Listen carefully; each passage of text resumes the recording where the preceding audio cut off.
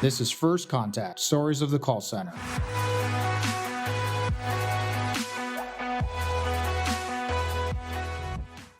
Let's step a little bit back and let's talk about lead generation as a term, because a lot of people, when they think of lead generation, sometimes it's a role within a company. Sometimes it's a department within a business, right? But lead generation is an actual industry, and there's a lot involved in what we call lead generation from an industry perspective. Can you give us a little bit more behind the scenes for our audience and say, all right, in your world, what is this encompassing industry of lead generation? Who are the buyers? Who are the sellers? What is it? What is it you do? What's its purpose? Yeah, and actually it is quite broad, because even now a new title coming out is growth marketing, and it's very similar to lead gen when it's really about building new customers, and generally that's what lead generation is from a performance standpoint, a mindset where you are working on either with third-party vendors or partnerships on driving traffic or calls, for that matter, on a per performance basis. So on a cost per action, and generally that action is a lead or an inbound phone call or a qualification of some sort. What I've sort of come to terms with is consent. So it's sort of consent marketing. It's driving individuals to raise their hand and say, I give consent to call me. And that's sort of the lead gen aspect, but it gets pretty broad. I mean, it's really a performance based marketing approach versus a agency style where they're charging you a percentage based on spend versus not necessarily performance. So that's sort of lead gen holistically. A good example of a lead generation company, though, as an example, is most people know of LendingTree, and their marketing statement, which is when banks compete, you win.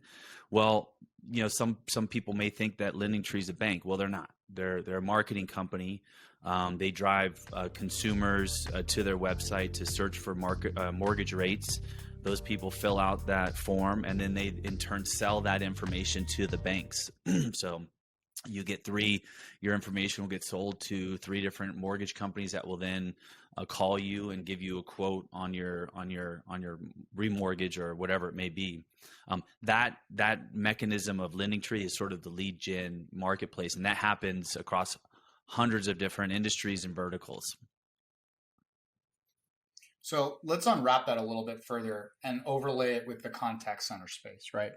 So There's some company somewhere that wants to be able to access more people to talk to and interact with to generate more business, right? Mm-hmm. And so some of that can be done internally, right? They have internal salespeople, their own lead gen people, their marketing, whatever, that's internal. But then there's also, you're saying, companies that create an ecosystem, a product or a service that front ends that experience for all the people that are out there. And then it takes that central place or places that they collect the consent from people.